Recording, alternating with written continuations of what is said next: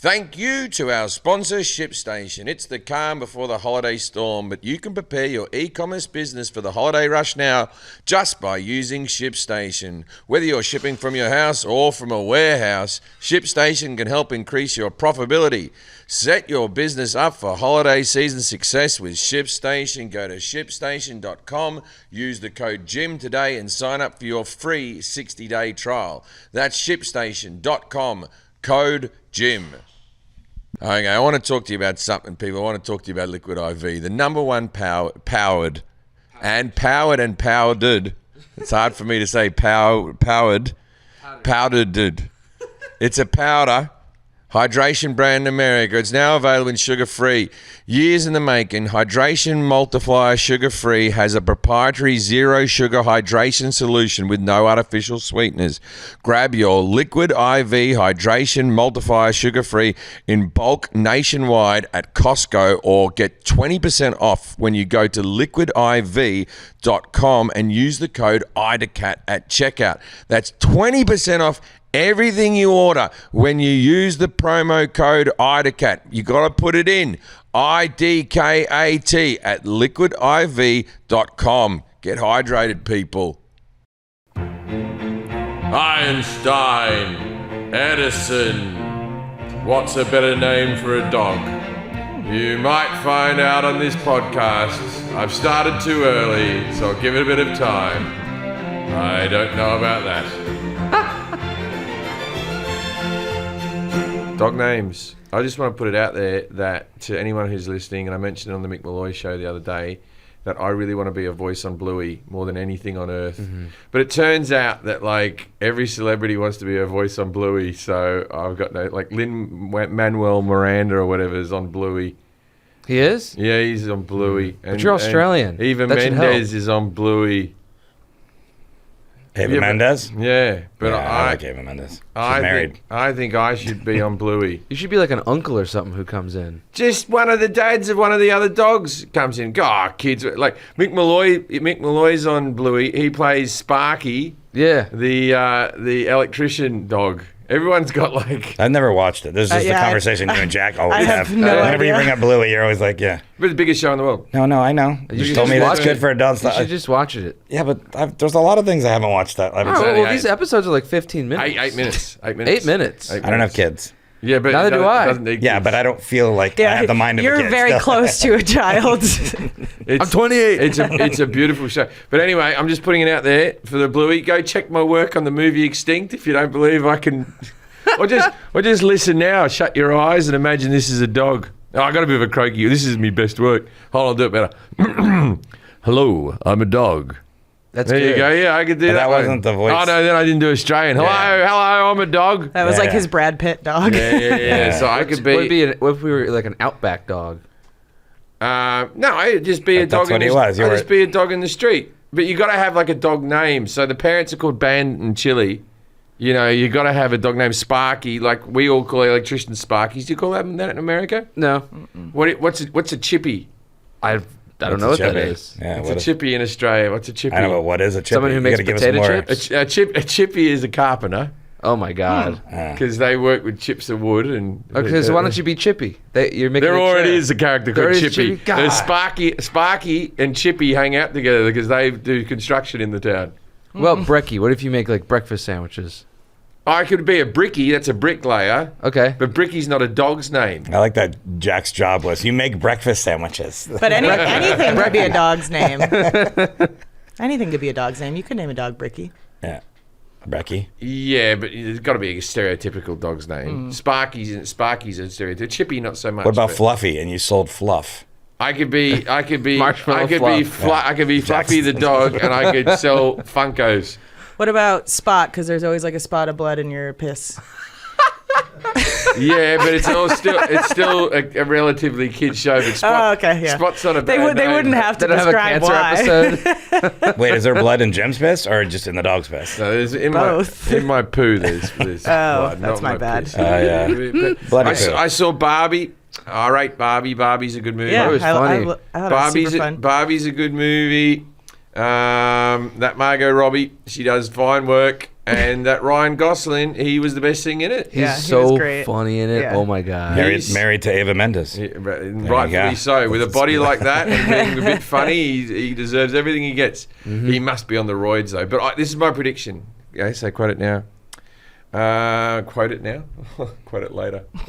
I believe that Ryan Gosling will be nominated for an Oscar for the movie Barbie. Yeah. And I think if he's in the best supporting actor category, but he's the lead man, but I don't know. I think he'd probably be supporting. Yeah, He might be. If it's best supporting, he's getting nominated all day. Also, I'm Just Ken will be nominated for best song. Neither of the two categories will win. Although Barbie will win for wardrobe. Okay, these are good guesses. All right. That's Quote him it. now There and we- quote him later. There's me Oscar predictions for Barbie. But this is the thing is like because you don't think the movie Barbie would get any Oscar nominations, but I'm predicting an Oscar win and 3 nominations. Okay. Yeah, it was a great movie. Very much. It's a enjoyed it. comedy, though, right? It is a is. comedy, so it makes it even trickier. But you can win Best Supporting Actor or Actress in a comedy. Very Never rarely. for the- Very rarely. Yeah. What's her name? Marissa Tomei.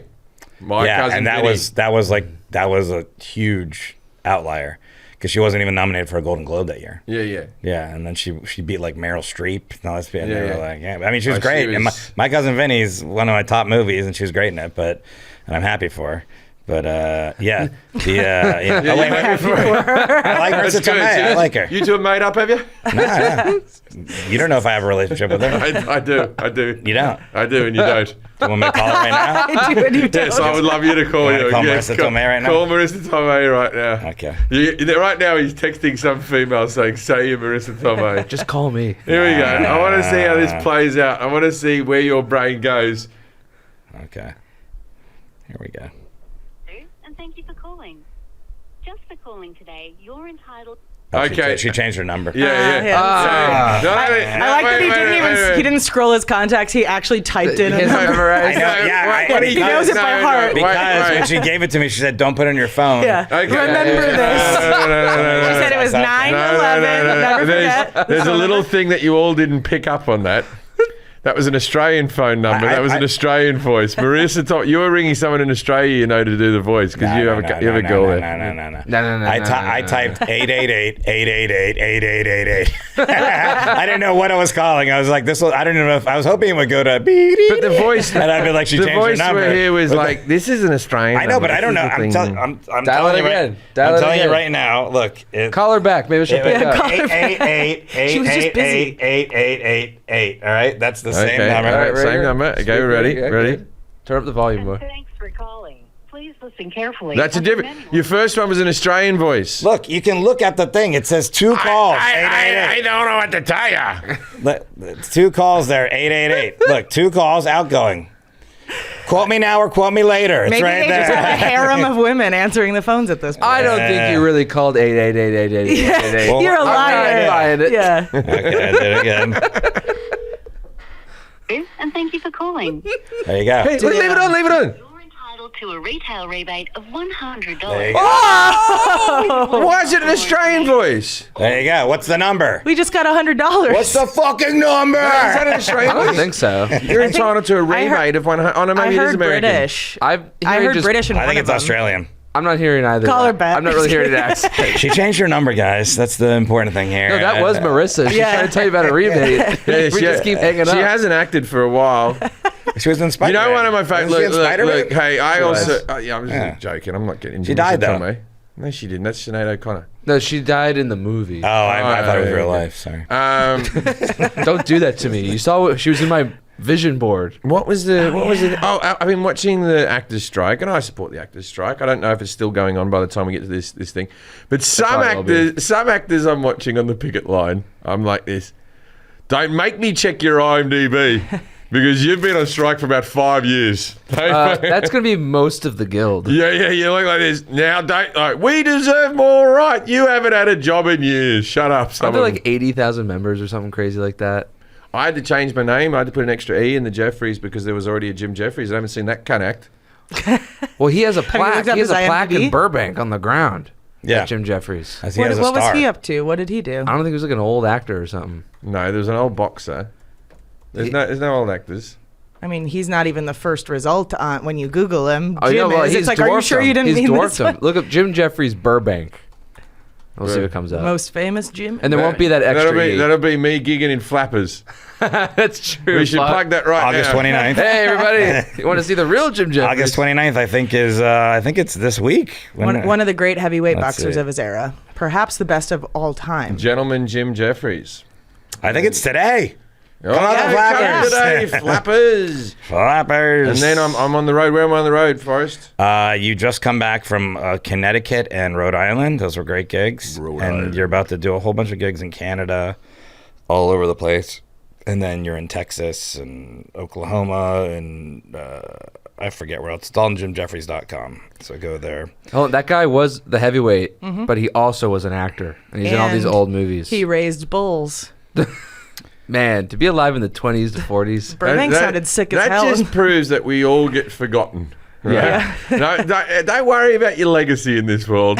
It's over within a decade of your death. Yeah. Don't worry about it. Let me know if you've heard of any of these movies. Yeah. Mr. Celebrity. Well, no, this is my point. This guy was the heavyweight champion of the world. He was a movie star. He raised bulls. That's nothing to be sneezed at. And I dwarf him in celebrity right now because I'm here on the planet right now. Get the fuck out He of is here. best known to sneezing. history for coming out of retirement to take on Jack Johnson, not the singer. The first the shit out of Jack the first Johnson. African American heavyweight champion in history. I would come out of retirement to fight Jack. I think I could do that. Wasn't there Or a bit Jason of, Mraz. wasn't Jim Jefferies a little racist? There's a sound Yeah. bite. Someone just He called himself racist.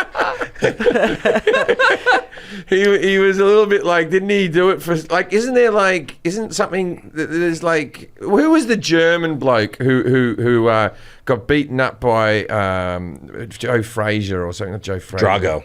No, the bloody. He was Russian. I don't know. There was a big boxing thing that was like the supremacy thing over black people and that type of stuff, and then it was like, not Joe Frazier. Who was that heavyweight champion that was like the famous one back in the?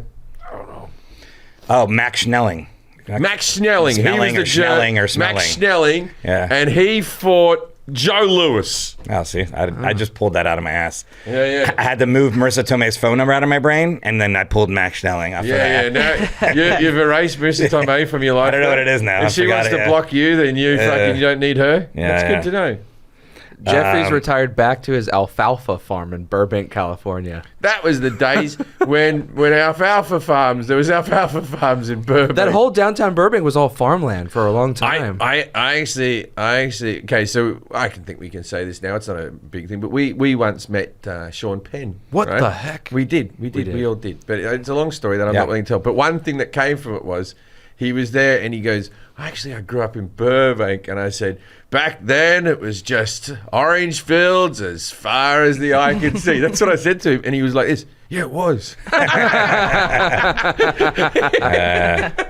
Yeah. I don't think you're allowed to say we met him. He came to the show. It was Arnie fun. really took a liking Yeah, to him. I know, but I don't post things like that. I never put No. up pictures and stuff like that. I think it's cool to be discreet and just tell the No, stories we- at every party you go to. we I'm had a a nice terrible night with name him. It dropper, was but fun. I'm very good on social media. If you're a celebrity and you want to meet me, I will tell the story to others, but I won't put it on social media. That's the Jim Jefferies promise. Guaranteed. All right. I think our guest is here. Oh. I think so. Yeah. Oh, yeah. All right, cool. Probably want to get to that. So go to JimJefferies.com for shows. IDCat Podcast on Instagram. Go to my website, 24shaw.net. I got some shows in San Diego in October. Come down there. All right, I'll mention it again. All right, let's get to our guest. And in other things, I'm making fried chicken from scratch today. Ooh. Let's get to our guest. I bought a deep fry. Guest.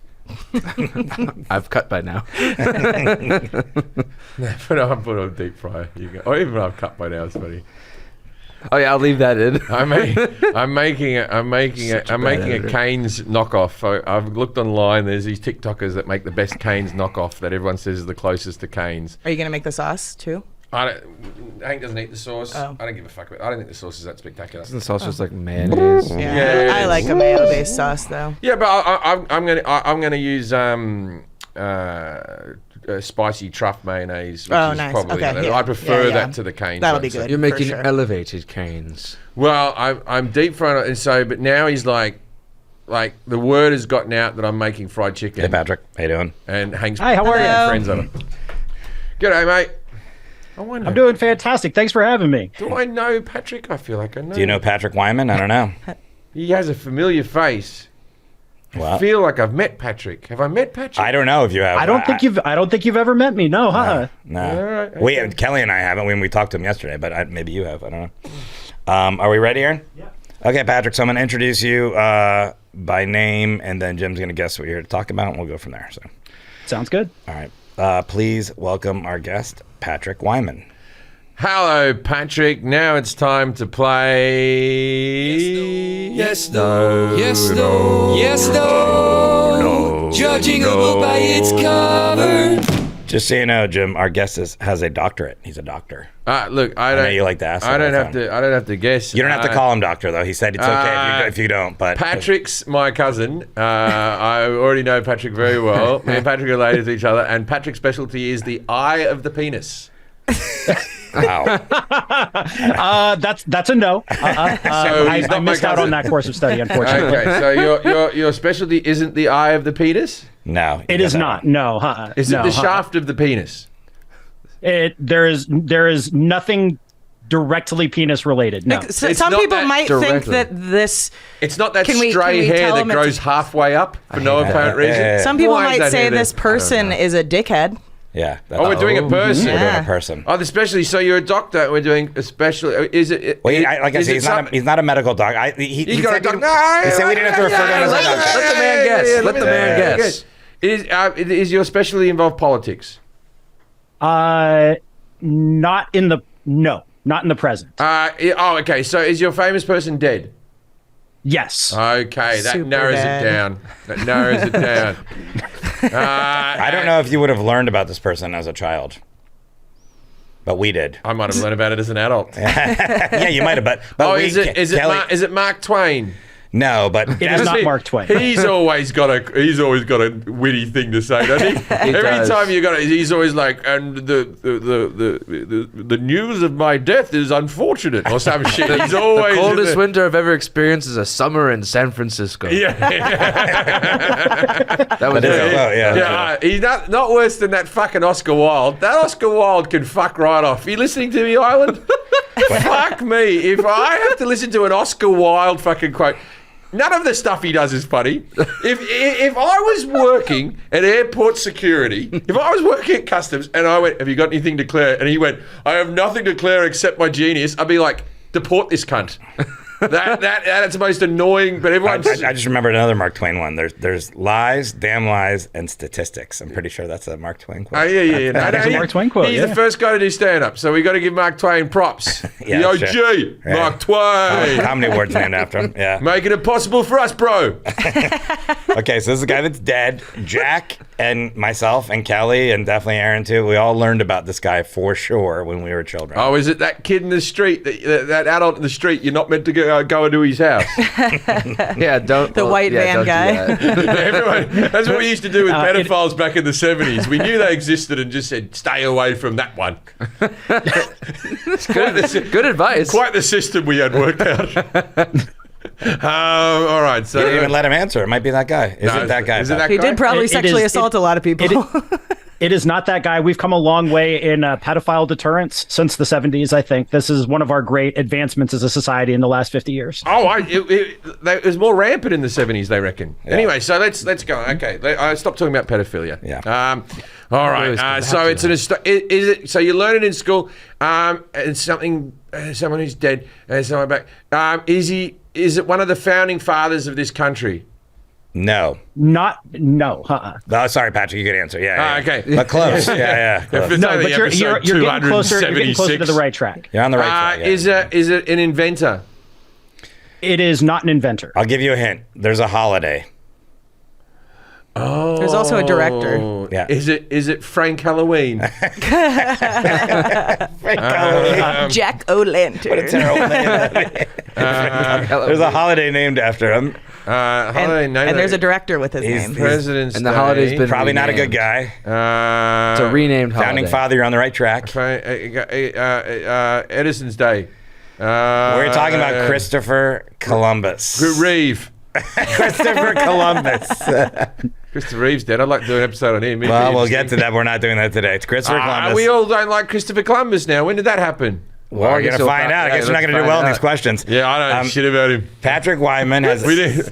You asked me about Captain Cook. I know about two things, but I didn't learn about the Christopher That is Columbus. literally what I That's said what he to said Patrick yesterday. yesterday. I was like, I think Jim knows about Captain Cook, but not Christopher Columbus. So Patrick Wyman has a PhD in history from the University of Southern California. Woo, fight on. There you go. He's got a podcast called Tides of History, where he spent 2+ years covering the early modern period, and he has a new podcast that I think just came out last week called The Pursuit of Dadliness.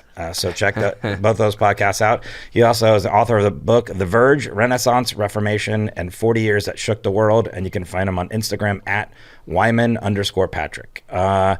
Tell us a little bit about yourself, Patrick, and maybe your podcast or how you got into these subjects or anything you'd like. So, So I'm a historian by training. I did my PhD in history, which was a very long and not especially fun process. But at the same time as I was doing that, I was covering combat sports as a journalist. I was covering MMA and boxing, and I learned how to do podcasts while I was doing that. And so I finished my PhD. It's very clear to me I'm not going to be an academic. So I'm like, oh, well, I could do a history podcast. And I've been doing that for about the past 7 years now. It's been really fun. I got to write a book about the early modern period. I got to spend a lot of time writing and thinking about Christopher Columbus and the world that he was a part of. And now I've kind of moved on to other topics, but Columbus in that age is always going to have a special place in my heart. You never forget your first, as they say. all right.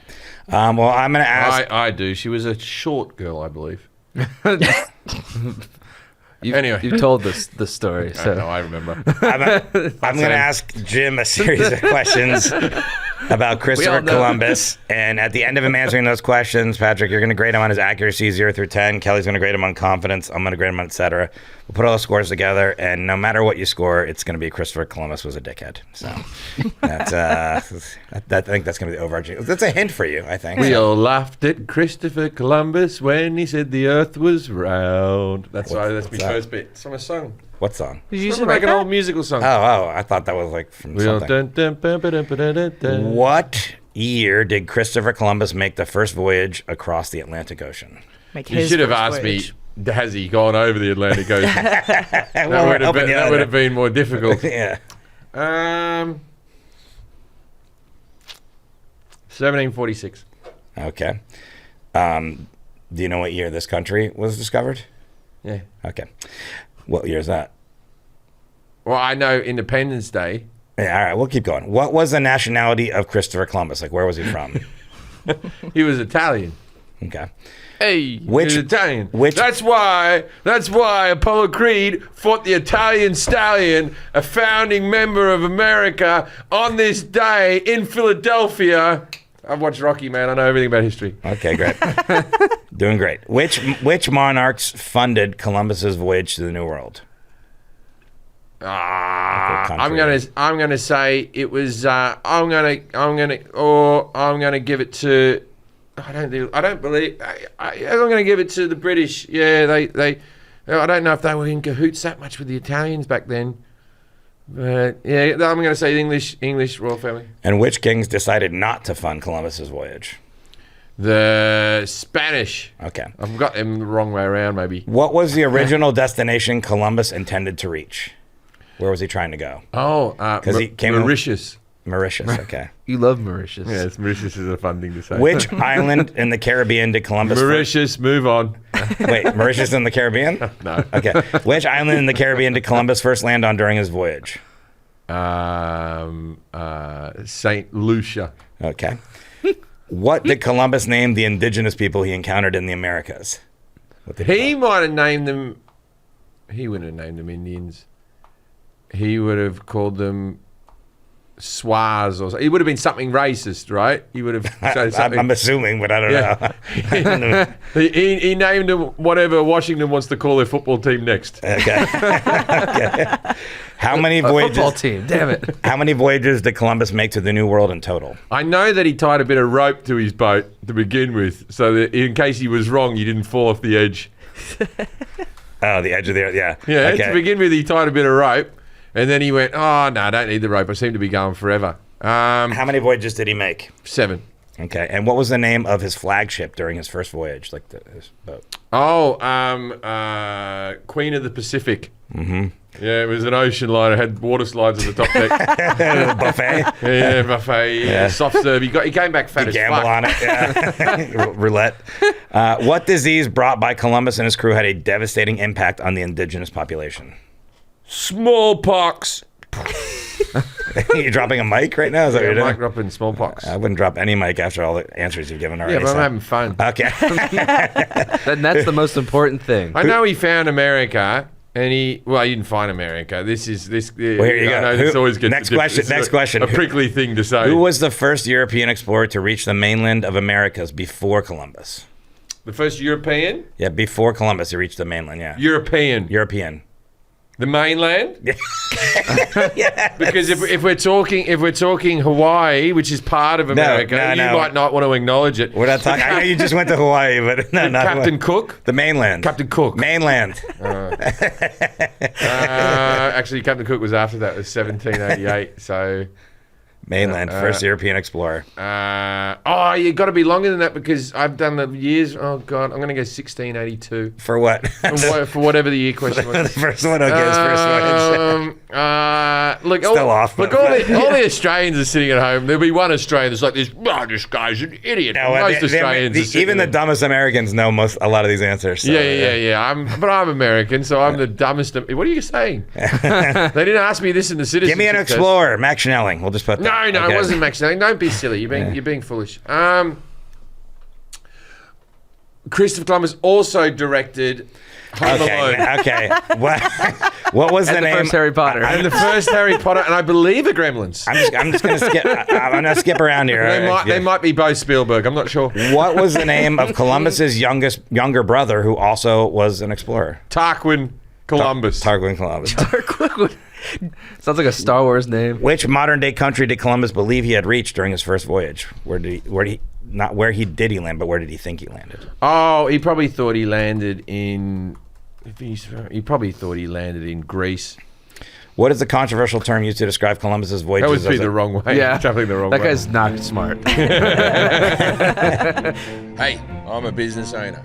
I run a podcast and a stand-up comedy, and I've got comedy albums, and they need to be shipped out. And what we do, right? We use ShipStation. It's the calm before the holiday storm, but you can prepare your e-commerce business for the holiday rush now just by using ShipStation. Whether you're shipping from your house or from a warehouse, ShipStation can increase your profitability. Save time automating your shipping and returns in the ShipStation dashboard and keep costs down with the industry-leading carrier discounts while your holiday orders roll in. As we said, if you want to buy some Jim Jefferies comedy albums or something like that, we use ShipStation. Jack uses it, but geez, it looks like it's easy when he uses it. He's happier. He's walking around like there doesn't seem to be any women in his life or anything. I don't know where this spring's come from, but I reckon it's probably ShipStation. You get the free trial, quick step up, and now it's time for you to try ShipStation if you've been on the fence. What have you got to lose except for your money if you don't use ShipStation?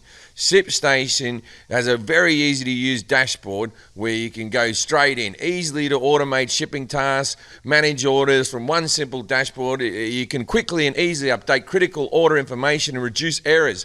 Effortlessly integrates everywhere you sell online, including Amazon, Etsy, eBay, Shopify, and more. Manage order, print labels, compare rates, optimize every shipmate, and automate delivery notifications. This is saving you time, people, and saving you money. Simplify and automate your shipping no matter how big your business grows. ShipStation has enterprise solutions that reduce warehouse costs and improve possibility.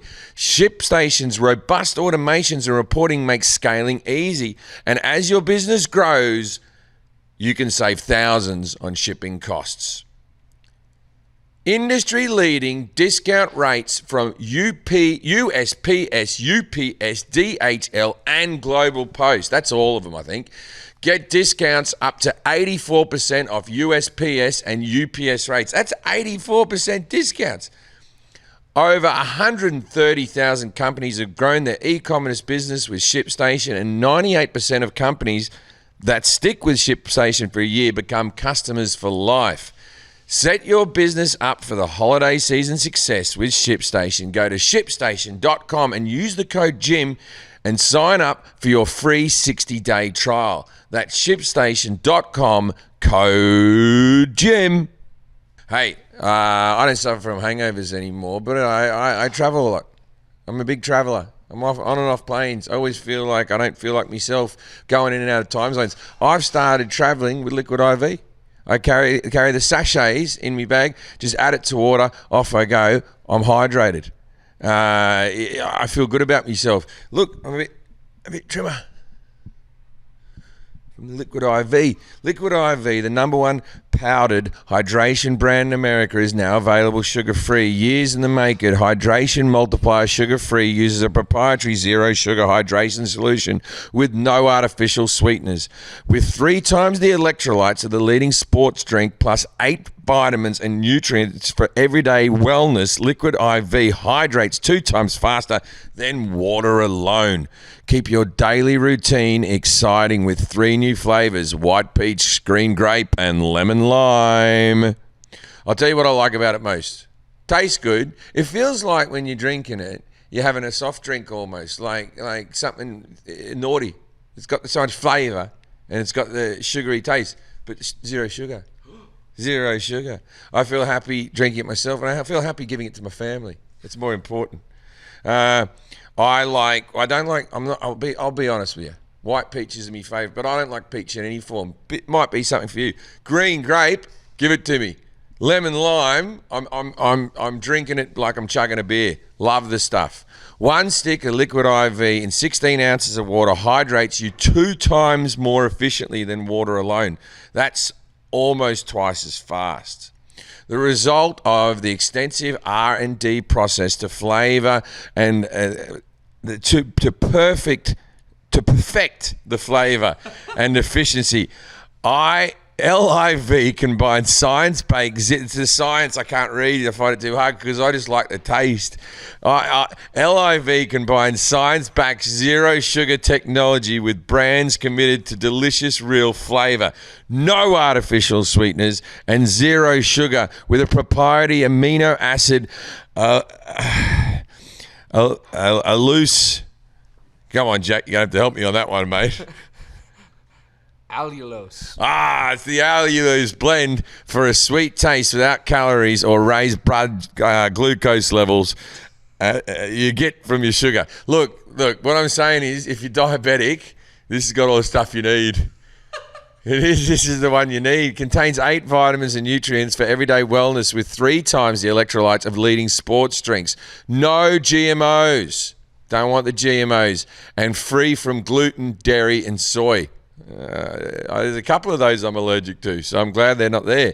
Liquid IV believes that equitable access to clean and abundant water is the foundation of a healthier world. Ain't that the truth? They partner with leading organizations to fund and foster initiative solutions that help communities protect both their water and their futures. To date, Liquid IV has donated over 35 million servings in 50 plus countries around the world. So you can't argue with that, people. Real people, real flavor, real hydrating, now sugar-free. Grab your Liquid IV Hydration Multiplier sugar-free in bulk nationwide at Costco, or get 20% off when you go to liquidiv.com and use the promo code IDKAT, IDKAT, at the checkout. You got to put it in.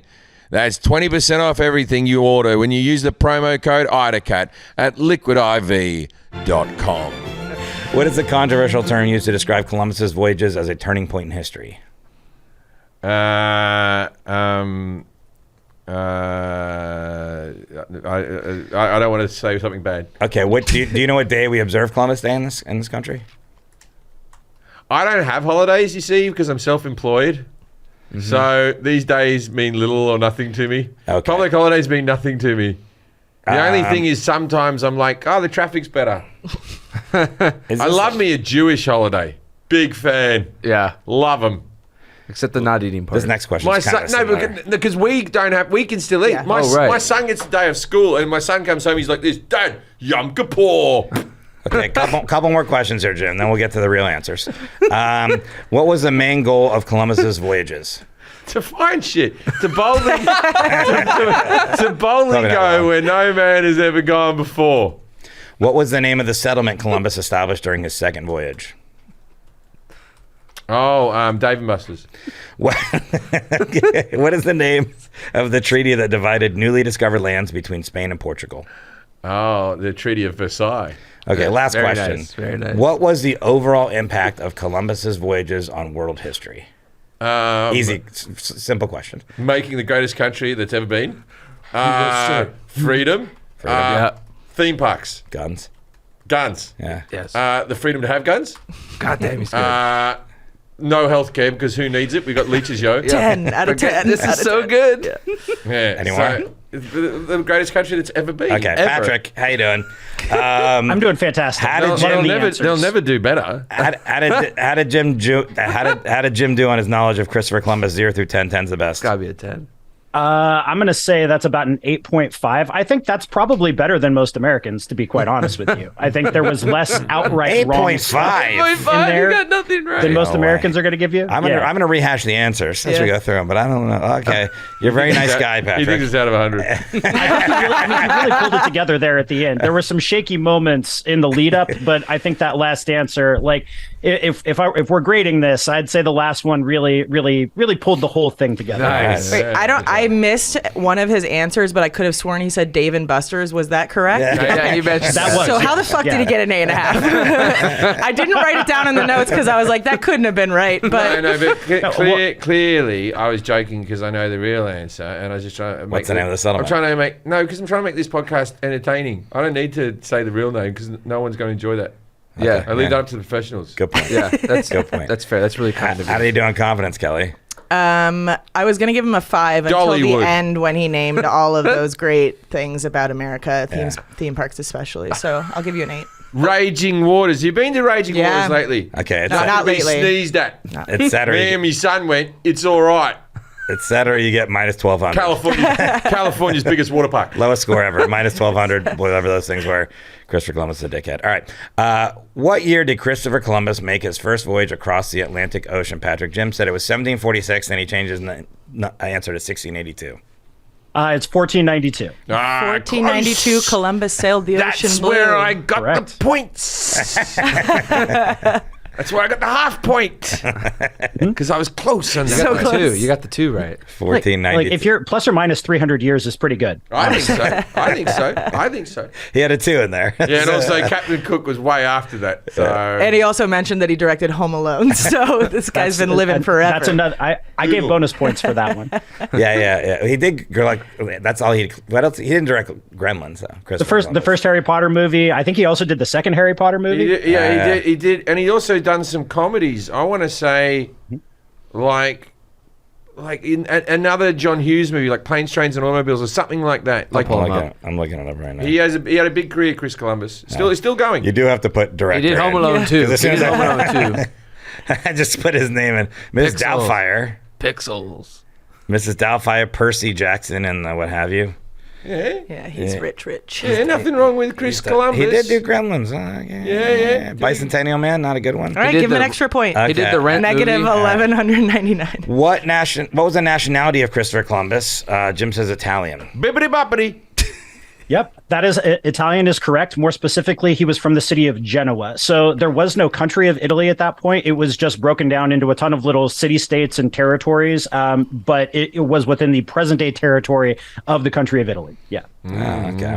Genoa's where the salami's from. So then, which monarchs funded Columbus? That's the reason he got lost, is because he was steering with his hands like this. Whoa! He kept looking for gabagool, and there's just not a lot of that out What's a there. wheel? And then he was leaning at the side of the boat like, ladies! So What he's is the first gabagool? Italian American. It's What? just capicola. Oh, It's just like It's it got just when you- butchered.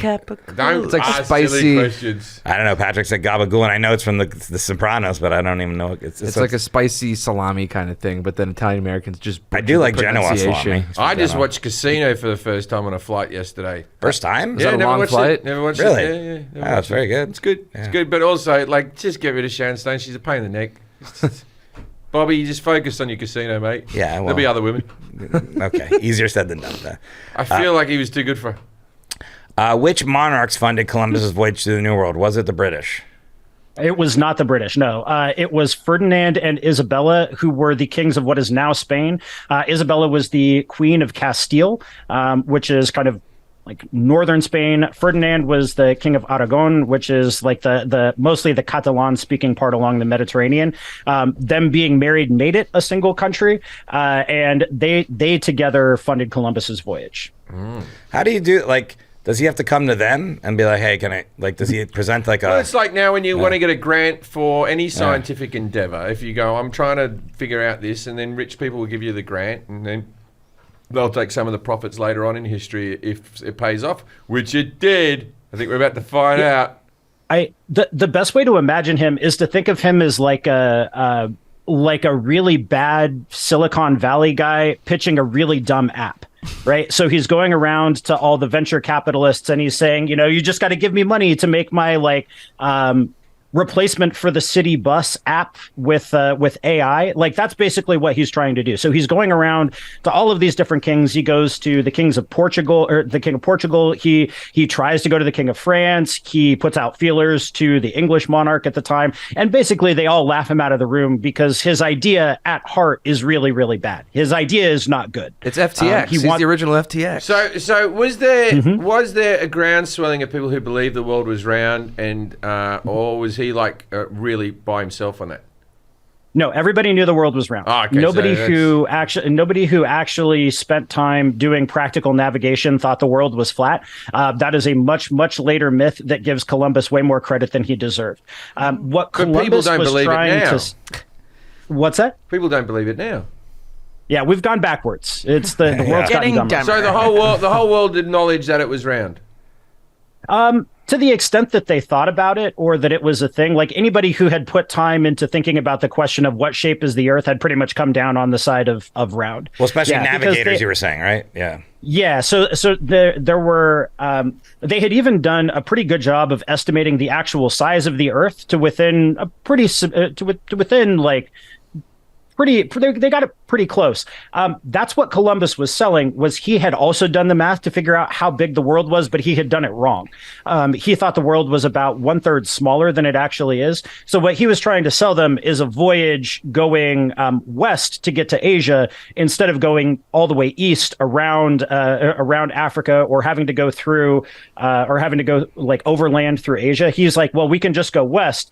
But when Columbus took this to people who actually knew things about navigation and who had done the math for how big the world is correctly, they laughed him out of the room because they're like, you can't do math. You don't know anything about this. So they refused to fund him. The monarchs of Spain, who did not have navigational experts on hand, were like, yeah, sure, this is going to cost us basically nothing. And if the guy dies, so what? Who cares? We've lost I've nothing. never met a Spaniard who can do math to this day.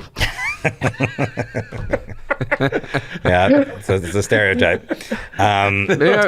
Was it? I think I remember this from high school. Did Columbus think the Earth was like pear-shaped, like oblong? He thought it was round. He just thought it was substantially smaller than it actually is. Yeah. He was not an educated guy. Right. So there are lots of navigators in this period of time who have theoretical knowledge, who know how to do geometry and they know how to collect measurements and observations and things. Columbus didn't know how to do that. He had bought some books and kind of like self-taught and was kind of like self-taught in the theoretical arts of navigation, but he had learned it all wrong. It's like, imagine if somebody was trying to learn solely about vaccines by listening to Joe Rogan. Like, that's kind of the Columbus version of learning navigation. Yeah. Wait, what? That's not the way to. I'm saying you're going to end up with some gaps in your knowledge if that's your path. How did it? This is a side note, right? So if he's going, I might end up in Asia. I don't want to go to Africa. So they knew about Africa. They knew about Asia. They hadn't reached America yet. How did these things stay unknown for so long? It feels like, especially like Australia was another few hundred years later after this, right? So 300 years after this, they found Australia. Why was everyone so stupid?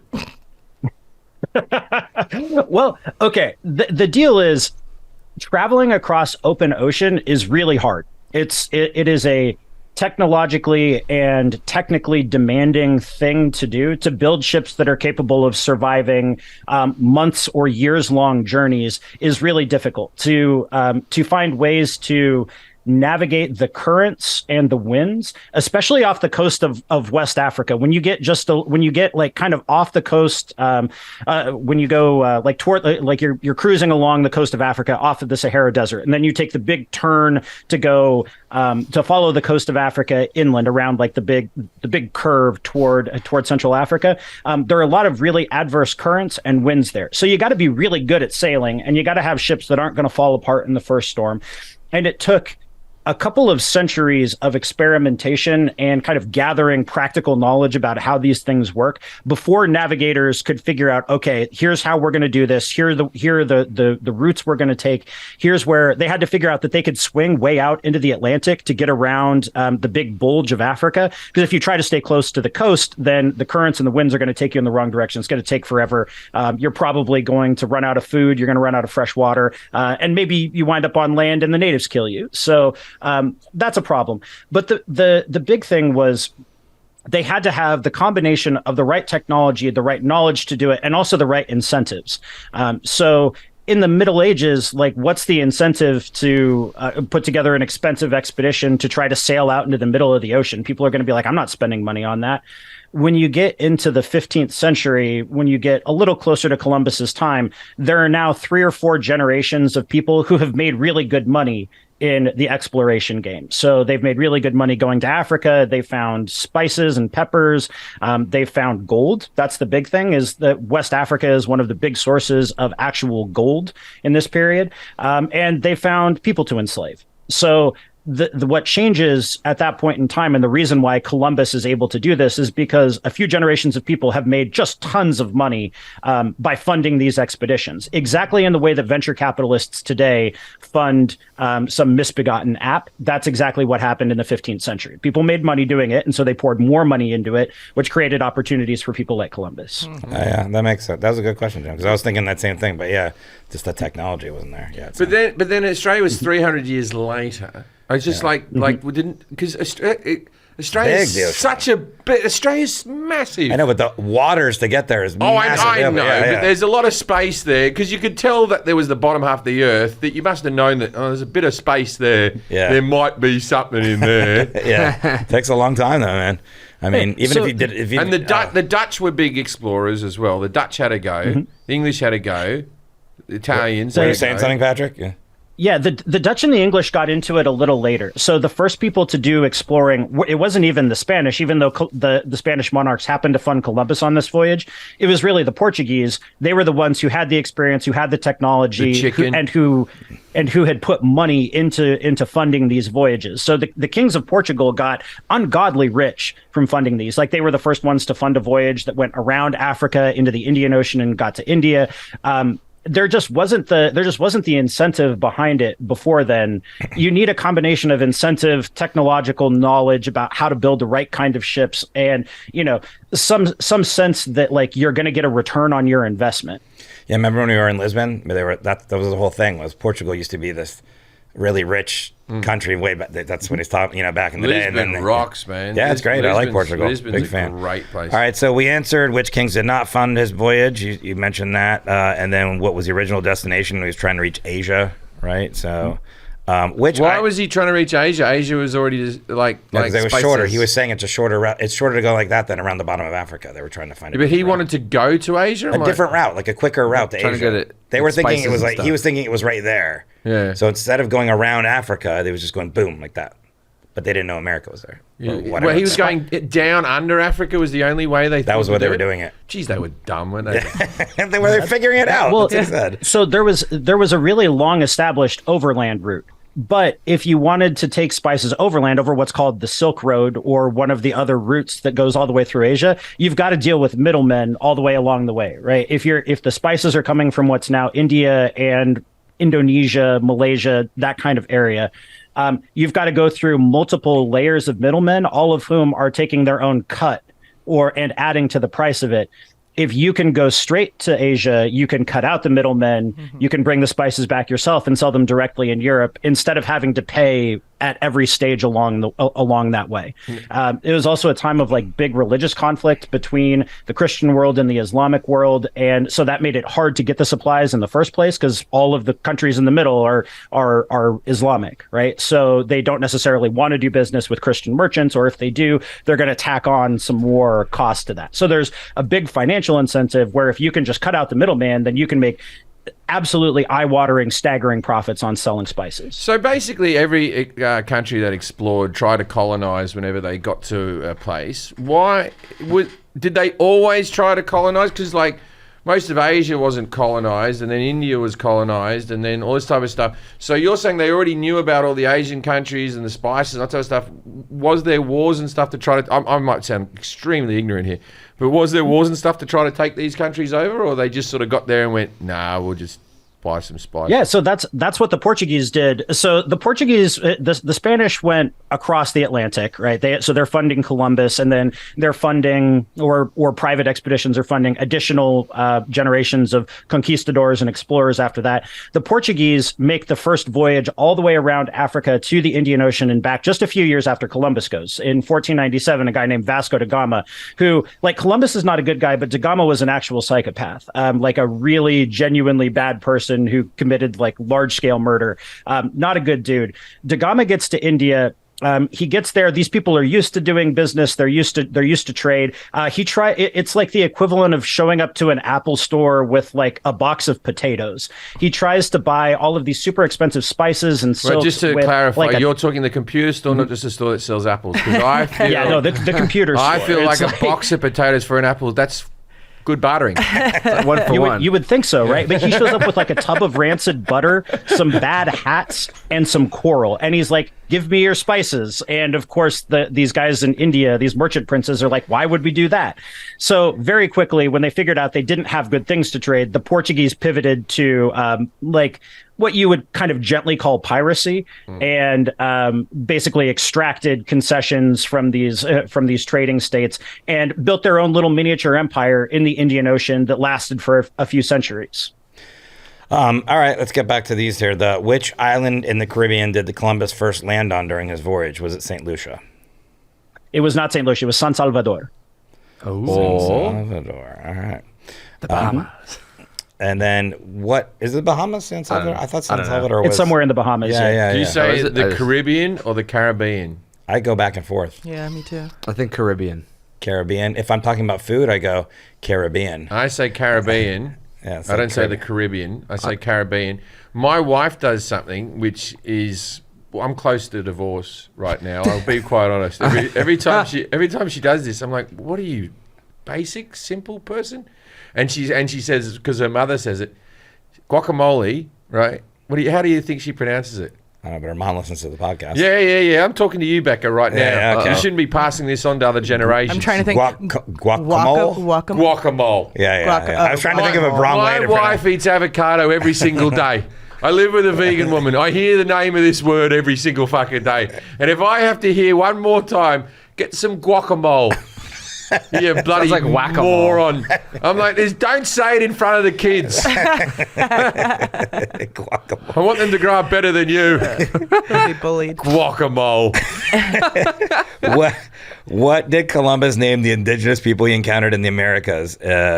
Jim said whatever Washington wants to call their football team next. Probably. Close. That was 2 points right there, right?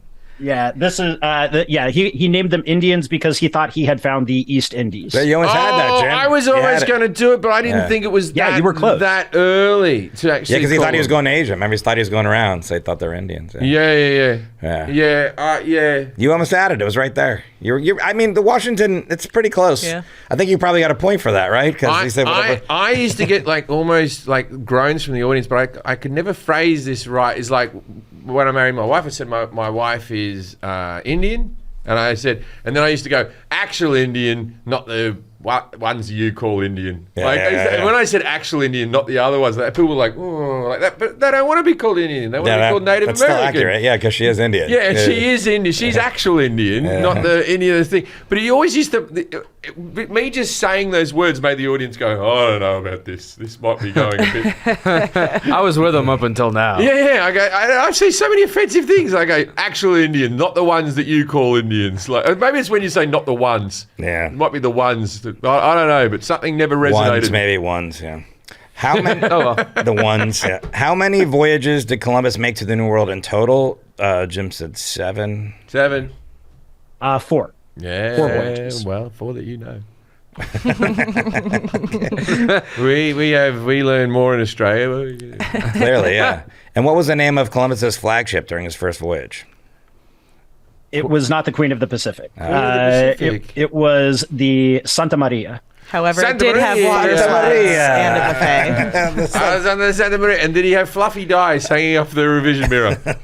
I mean, the voyage probably would have gone more smoothly if he had. That's how you learn about the currents. The winds, maybe? Yeah. Smallpox, was that the disease him and his crew brought? Mic drop. Jim That Dog. was absolutely correct. Yes, Very nice and points. in return, they probably got syphilis. So not exactly an even trade, but at least there was some back and forth. Oh, so the Native Americans gave him syphilis. Yeah. A little bit. That is, yeah. There's some debate among scholars about that, but the general consensus is that yes, the first outbreaks of syphilis came immediately after the return of sailors from the Americas, who presumably had been, Yeah, and they told their wives, like, I was faithful for you the whole time. They were Suck it, baby. That's just pre-cum in the end there, because I'm so horny. likely just sexually assaulting all these people. So this was their punishment, actually. Yeah. It was a good You don't punishment. know with that one. It might have been consensual. Yeah, totally. Totally. Yeah. After consensual. I think It's everything not was on the up and always raping and pillaging. Sometimes it must be. I think Like in this if- case it is. I think in this case. Okay. So That's why we call him a dickhead. You know I like, why, I like you're defending. No, I'm not saying they are, but like, okay, so say you're like a Scottish woman, right? You met Scottish people, they're short, so Picture this, Kelly. You're Scottish now. And then all the Nordic Vikings come in to rape and pillage.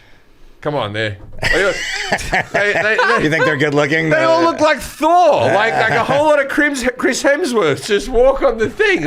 Please. I'm not saying they were all honourable, but there would have been a few Scottish women that would have gone, oh, this is terrible. What's going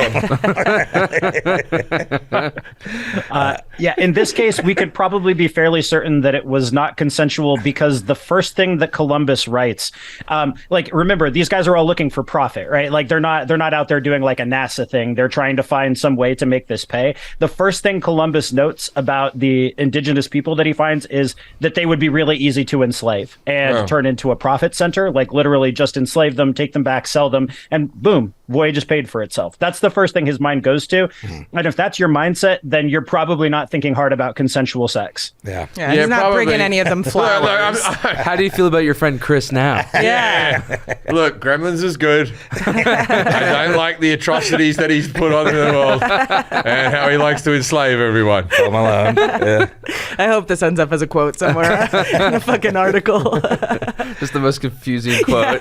They're like, Jim Jefferies is so dumb, he doesn't know that they're different people. Gremlins is Joe Dante, by the way. Oh, Aaron in from the sky. All right. That almost sounded like Luis for a second, Yeah, and I was like, scared me. what is he doing here? Did I he was like- write it or something? Christopher Columbus had something to do with Gremlins. I don't know. Jack, get on that.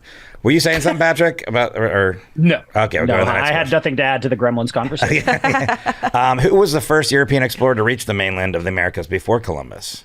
Who did I Okay, say? so You said you dropped I it assumed that in this case you were talking about the Vikings. So Vikings Sure. went west across the Atlantic, kind of skirting the northern rim. They went to Iceland first, then Greenland, and then towards what's now probably Newfoundland, where they found evidence of a Viking settlement, and that would have been Leif Erikson.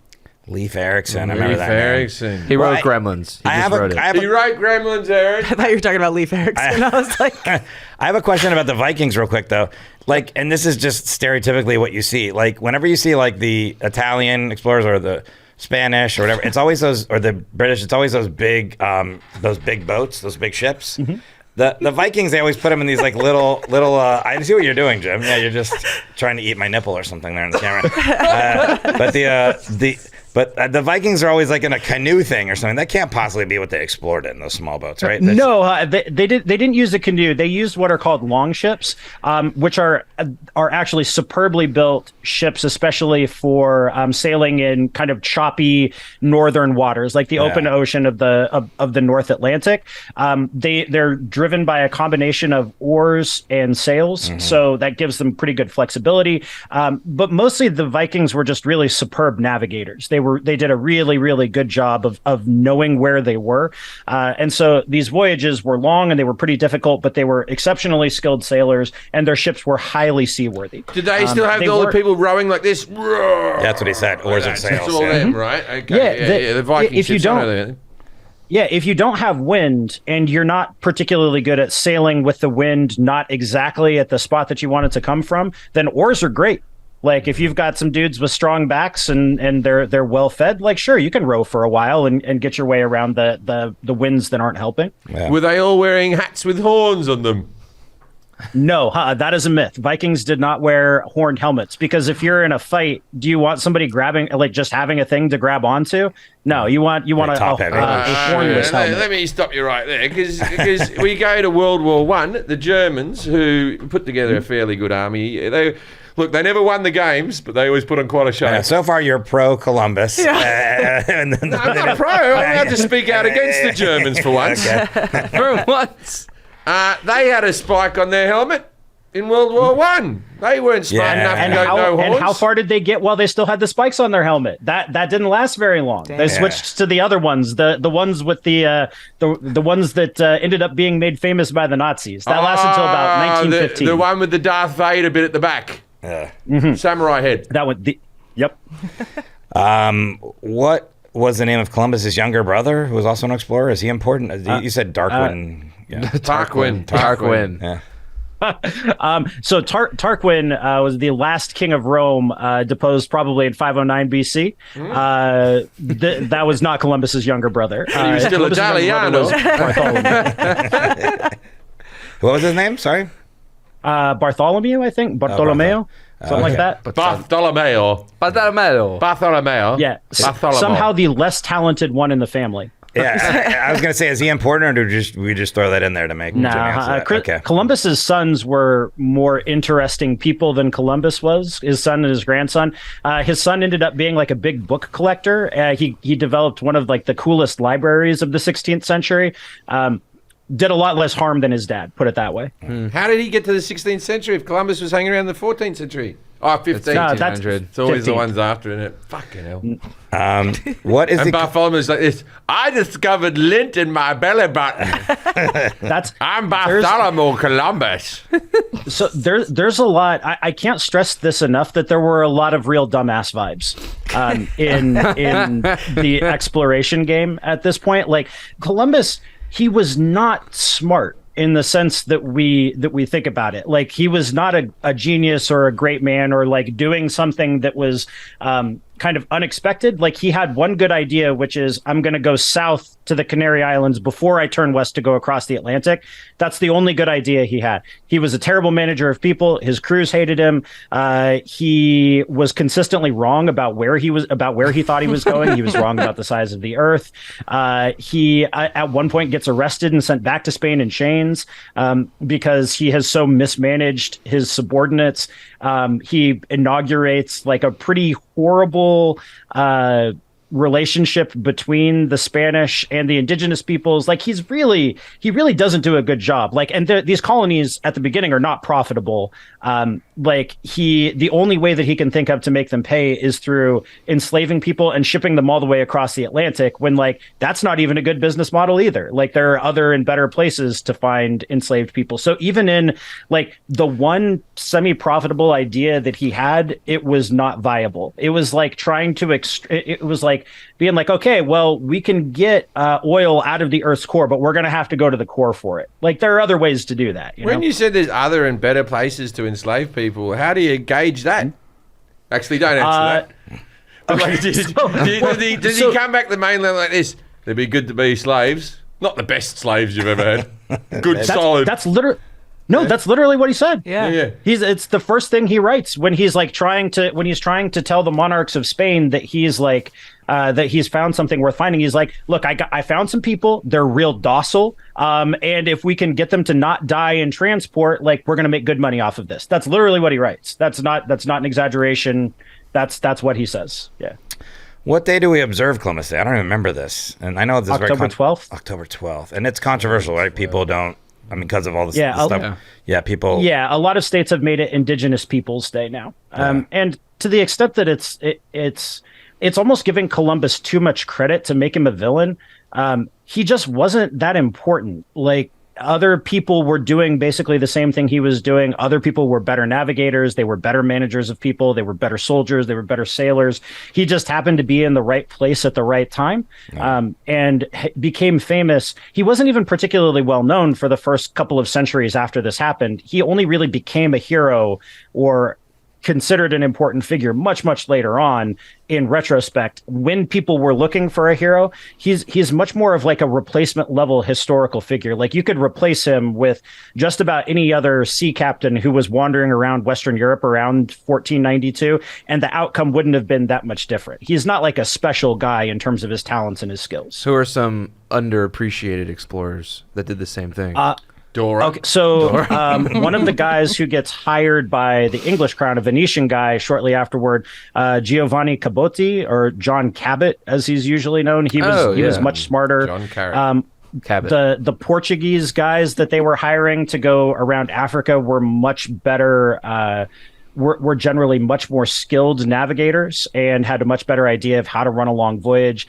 Not the guy who eventually makes it to India. Vasco da Gama was not really like a seafaring guy. He was like a compromise candidate to lead the thing. And again, turned out to be a psychopath, like very much a psycho. Okay, so you're saying that Christopher Columbus had one good idea, and that was to sail, was it south, you said, or something? Yeah. Just to sail in a direction that no one was sailing in. Well, no, but he was basing it on information that he had got that other people had figured out. Yeah, but I don't understand why people weren't just like, I'm going to point me boat in that direction and go as far as I can go. And because then if I run out of food, I'll turn back. If I get halfway because if you go straight west from the Iberian Peninsula, the winds will not take you straight across the Atlantic. They don't blow that direction. If you want to find if you want to find winds, what's that? We did an episode on sailing about a month ago, and you can tic tac. You tic tac. Exactly. Tic tac across the ocean. If you sail south to the Canary Islands first, if you sail south off the coast of Africa and then turn, then you will find the right winds that make it a really easy voyage. So like, sure, you can go straight across the Atlantic, but you're probably not going to get anywhere. You're going to run out of food and water before you find anything, or you're going to get wrecked in a storm. So if you grew up in Florida, like I did, you would know exactly what these winds are. I was saying this yesterday to you. It's where all the hurricanes, they form off the coast of Africa, and they go in that straight path towards the Caribbean, and Florida, whatever. And that's what they discovered back then. Is they're basically just riding through that. So, they found the source of those winds, and that's because Columbus had been there before. Because he'd been trading in slaves and gold and whatnot off the coast of Africa. He knew that these winds existed. So that was basically his sole big idea. But there were dozens of ships making this voyage every year by the point that Columbus does this. Like, do you think nobody was going to figure that out after Columbus? Like, he just happened to be the guy who did it at the right time and managed to not get wrecked in a storm on the way. Well, that's the thing about everything. It's like everything would have been discovered eventually. It's like, as soon as we got to planes, we would have just called up Delta and gone, just don't keep going there. Go down a bit. Go down a bit. Have a look out the window. Yeah, it all would have been figured out. Goal of Columbus's voyages, we've gone over that, I think, pretty well, unless there's something we missed. What was the name of the settlement? Helicopters. You wouldn't have found as much with helicopters. They don't go far. What was the name of the settlement Columbus established during the second voyage? Was it Dave and Buster's? It was not Dave and Buster's. Dave though, and Buster's? It would have been more fun for everybody if it had been. It was called Isabella, and it did not last very long because, again, not just that Columbus was a bad person who was trying to exploit the indigenous peoples, so too were the people that he left behind, who decimated the native population. How many people did he leave behind? A few dozen, I think. What is the name of the treaty that divided newly discovered lands between Spain and Portugal? You said Treaty of Versailles. I know it's not that. Versailles. Yeah. This was the Treaty of Tordesillas in 1494, and that is why Brazil became a Portuguese possession and most of the rest of the Americas became a Spanish possession. Oh, that's why they speak Portuguese in Brazil? Mm-hmm. Yeah, and then the Spaniards took over the rest. Yeah, because the rest of South America, except there's a little French Guiana part there. Yeah, Assuming they speak French there. And what was the Do overall... they hate the Spanish down there at all? Do they like? Is there some pushback from the Mayans or whatever that they go, oh, bloody Spanish? I know this, that this is I know from growing up in Miami and like knowing a lot of people that are from South America, different countries in South America, is that they look at the Argentinians as the snobby, like in that continent, as like the stuck up kind of. That's why during the World Cup, I think a lot of the people in South America probably weren't rooting for them because they're kind of like, they're like all Italian. Yeah, they think that they're better than the rest of them. You know, but they had a few Germans there for a while. I don't know how they look at the Spanish. I don't know. Like that, maybe they. I don't know. I have no clue. Did you know Argentinian food's just Italian food? Yeah. What? Bibbidi bobbidi? Yeah, what? Yeah. When did that happen? Argentina is a country of recent European migrants, just like the United States is. A lot of people in the late 19th and early 20th century, when they're trying to decide, well, where are we going to go? You can either go to New York or you can go to Buenos Aires. And so you get pretty much the same migration stream. It just gets split in two and goes in different directions. Brazil, too. Yeah. There's an Argentinian food place by me that has empanadas and then just spaghetti, chicken parm. It blew my mind. Yeah, but I I don't like think, an empanada, though. I don't know if that's traditional Empanadas of the world, very good. food. Just up the road there. I don't know. I don't know. It is now. Okay. What was the overall impact of Columbus? Is it messy to eat? All right, edit that out. What? Jesus, stop. What was the overall impact of Columbus's voyages on the world history? Jim said, making the greatest country there's ever been, freedom, theme parks. He said he did well on that, Patrick. Yeah. I think that is an accurate depiction of the way that we're told to understand Columbus. Right. That like when we think about the story of how the United States comes to be, Columbus kind of gets shoehorned in there, even though he's not working for the English monarchs. It's a couple hundred years earlier than most of what we associate with the foundation or the events that lead to the foundation of the United States. But for reasons that don't have that much to do with Columbus himself and have a lot to do with the United States as a melting pot country of immigrants in the 19th and 20th centuries, Columbus became an important figure to try to tie all those different strands together. So if you're trying to give recent Italian immigrants a reason to feel American, you've got this Columbus figure who's like, oh, we can just use this guy and be like, yeah, see, there have been Italians here all along. We're all part of this same thing. We're all in this together. That's how Columbus ends up getting used as kind of a symbol of a changing America, or an America that's coming together out of all of these different elements. It's not a reflection of historical reality, but memory and history are not the same thing as historical reality or fact. How does Italians seem to get away sort of scot-free in the eyes of history? No one ever goes, and the bloody Italians did this, that, and the other.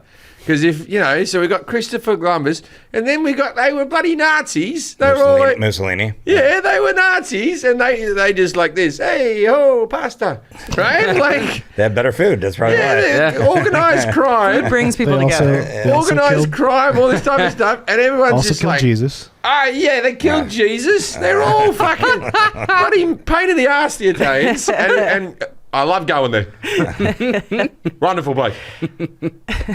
I don't know. Any theories on that? Don't you think the Italians get a bit of a pass in world history? Oh, yeah, absolutely. I think it's for a few reasons. So a lot of the bad stuff they did was before there was a country of Italy. right? So if you can say, well, that wasn't Italians, that was the Genoese, or that was the Venetians, or that was the Florentines, or whatever, then you can kind of spread things out a little bit blame wise. They're very selective about the credit that they take for Rome. So they're like, hey, look, we gave you amphitheaters and aqueducts and things like that, and not like we genocided the Celts or what have you. So they get to, again, it's this memory thing. They get to be real selective. And also, like, you think about the recent history of Italy, like, you want to kick them while they're down. Like, they tried and failed to create an empire. Like, the only thing they succeeded in doing was poison gassing people in Ethiopia. They didn't succeed in creating an empire. Mussolini was a loser. They lose World War II, and then they've got like decades of wait a minute. Decades of like civil unrest. You clearly haven't been to Italy recently, because kick them while they're down. It's hot chicks on mopeds. So none of them seem to work, and they eat pasta every fucking day. Yeah, but do you want to focus on the bad past stuff, or do you want to focus on the hot chicks on mopeds? If you've got hot chicks on mopeds, you can get away with a lot as a country. And sports cars. I think the food is a big thing too, because it's like, even with Germany, you're like, as time goes on, you're like, whatever. But then you're like, man, with the food in Italy, you're a good gelato. We had boiled meat in Vienna, which was good. It was fine. It was good. It was very that was the best they can do, though. It was the best version of it you could eat. Tefferhosen or Teffer. What are you up to? What is it called? What are you up to? Boiled meat. Yeah. Huh? That's the Germans. What are they up to in the V? And people from Austria. What are you up to? Yeah, it's called like Tefferhefen or something. I don't know. If you're going to be served food by a former fascist, would you rather be served boiled meat or pasta? Right. Yeah. I mean, I'm going to go with pasta myself. 100%. I don't know. What's Trump cooking? Oh. Probably like Overdone microwave steak nuggets. with ketchup? I said it. So brave. Okay. People say I've lost my edge. Patrick, this is the part of the podcast we call our dinner party fact. We ask our guests to give us a fact about this subject, something obscure, interesting they can use to impress people. What do you got for us? So I've got a couple, but the reason that America is called America comes from an Italian explorer of much the same generation as Columbus, a guy named Amerigo Vespucci, who explored up and down the east coast of the United States. Amerigo Vespucci, before he was an explorer who lent his name to America, was a pimp. He was a procurer of sex. That was his job. And that's why we have the Jersey Shore now. That's why we've got America. Thank you, baby, Amerigo. right there. America, the whorehouse of the world. And I'm saying this is a fan of whorehouses. Why are you using that accent? Because this is what I do when I'm acting proud of America. You sound a little bit like Sylvester Stallone's less talented brother right there. Frank Stallone. I do it. It's actually my fraternity voice that I've been doing on vacation with my family. I walk around, I'm like this, Maui 2023. And I'm like, you got to come to Maui. And then my wife will go, why? And I go, I don't know, something like brotherhood. It's a little bit Zoolandery, I think. I think it's probably... Well, Patrick Wyman, thank you for being here. Again, his podcast... Being Alphabet Kappa means something to me.